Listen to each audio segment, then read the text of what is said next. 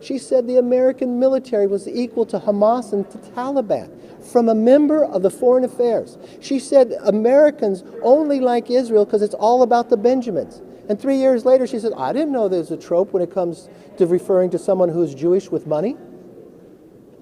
She said on 9/11, as a member of Congress, as an individual who's sitting on Foreign Affairs, something happened that day. What does that say to other people around the world? What does that say to somebody else who wants to create another 9/11 America? I'm sorry. It's not right. We were right in our action, and she can serve. The decision to remove Ilhan Omar from her position on the Foreign Affairs Committee was a significant and controversial one that has sparked intense debate and discussion.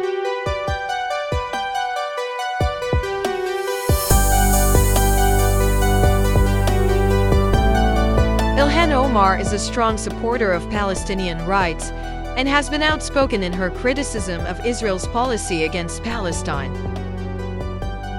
Her statements against Israel, which she published on social media, were met with widespread outrage and were perceived as supporting anti-Semitic conspiracy theories by some people. The House of Representatives voted to remove her from the Foreign Affairs Committee, despite the fact that she apologized for the comments she made. The vote was based on concerns regarding her ability to serve on the committee in a manner that is representative of the Americans' interests in its foreign policy.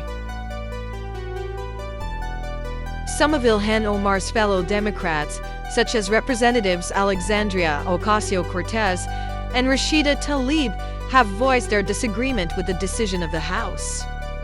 Both Representatives Ocasio-Cortez and Tlaib attacked Republicans for what they regarded as an attempt to restrict Omar's freedom of expression and to stifle her ability to speak her mind. They believed that Republicans were trying to silence Omar. The controversy that has surrounded Ilhan Omar has brought to light the ongoing tensions that exist between Israel and Palestine, as well as the intense opinions that exist regarding the role that the United States should play in the issue.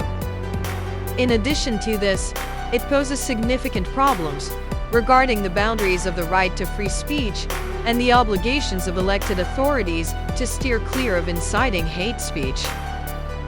Ilhan Omar's suspension from the Foreign Affairs Committee is just one part of the continuous controversy that surrounds the contentious issue of Israel and Palestine, which is filled with complication and strife on both sides. It is obvious that this topic will continue to be a source of contention in the years to come, and it will be essential for political leaders and the general public to have discussions that are civil and well-informed about the role of the United States in the conflict and the most effective way to promote peace and stability in the region.